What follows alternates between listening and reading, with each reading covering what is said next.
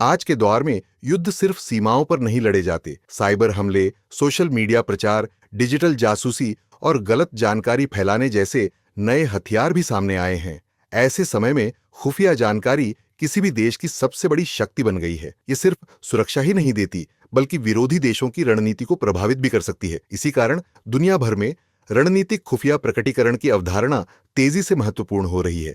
इसका मतलब है चुनिंदा खुफिया जानकारी को चुने हुए तरीके से और सही समय पर जारी करना, ताकि विरोधी पर असर पड़े और वैश्विक स्तर पर समर्थन मिले। दुनिया के कई देश इस रणनीति का इस्तेमाल करते हैं। नाटो और फाइव आइज जैसे संगठन खुफिया साझा करने में अग्रणी हैं। भारत ने भी अमेरिका, फ्रांस, इजराइल और जापान के साथ साझेदारी बढ़ाई है। ये साझेदारियां सीमा पार आतंकवाद, साइबर खतरे और चीन के बढ़ते प्रभाव से निपटने में मदद करती हैं। इतिहास में इनके कई उदाहरण मिलते हैं। 1962 में क्यूबा मिसाइल संकट के दौरान अमेरिका ने संयुक्त राष्ट्र में सोवियत मिसाइलों की तस्वीरें दिखाई। वहीं रूस यूक्रेन युद्ध में अमेरिका और ब्रिटेन ने रूस की गतिविधियां पहले ही सार्वजनिक कर दी, ताकि रूस को अपने झूठे प्रचार का लाभ न मिले।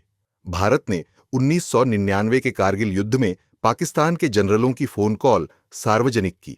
2019 में बालाकोट हवाई हमलों और 2025 में ऑपरेशन सिंदूर में भी भारत ने सैटेलाइट और अन्य तस्वीरें साझा की। लेकिन भारत का खुफिया प्रकटीकरण अभी भी अक्सर रिएक्टिव यानी प्रतिक्रिया पर आधारित है। इसके पीछे मुख्य कारण है: एक, गोपनीयता की संस्कृति। खुफिया एजेंसियां जानकारी साझा करने में हिचकिचाती हैं।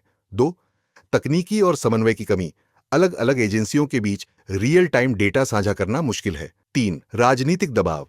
कभी कभी खुफिया संदेश राजनीति की वजह से प्रभावित होता है। चार, सूचना युद्ध के साथ कम तालमेल। सोशल मीडिया, वीडियो और डिजिटल अभियानों का उपयोग अभी सीमित है। भारत को आगे बढ़ने के लिए एक राष्ट्रीय खुफिया समन्वय प्राधिकरण स्थापित करना चाहिए, ताकि एजेंसियों के बीच समय पर सूचना साझा हो सके। इसके साथ ही नियंत्रित और सुरक्षित खुफिया प्रकटीकरण के लिए राष्ट्रीय कानून बनाया जाए। साथ ही खुफिया एजेंसियों को डिजिटल सूचना युद्ध से जोड़कर इसका प्रभाव बढ़ाया जाए और केवल तस्वीरों पर निर्भर रहने के बजाय ड्रोन फुटेज, इंटरसेप्टेड कॉल और साइबर फोरेंसिक जैसी आधुनिक सामग्री का उपयोग किया जाए। आज की दुनिया में सूचना ही शक्ति है। भारत को खुफिया जानकारी को केवल गुप्त नहीं रखना चाहिए, बल्कि उसे समय पर और समझदारी से सार्वजनिक करके अपनी रणनीतिक स्थिति को मजबूत करना चाहिए। इससे न केवल दुश्मन पर मनोवैज्ञानिक दबाव बनेगा, बल्कि वैश्विक मंच पर भारत की विश्वसनीयता भी बढ़ेगी। अगर आपको यह जानकारी पसंद आई हो तो कृपया इसे लाइक करें, शेयर करें और चैनल को सब्सक्राइब जरूर करें।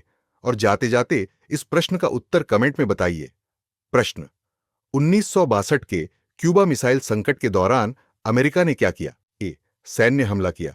बी, संयुक्त राष्ट्र में सोवियत मिसाइलों की तस्वीरें दिखाई। सी, पाकिस्तान के जनरलों की कॉल रिकॉर्ड की। डी, अंतरिक्ष में परीक्षण किया।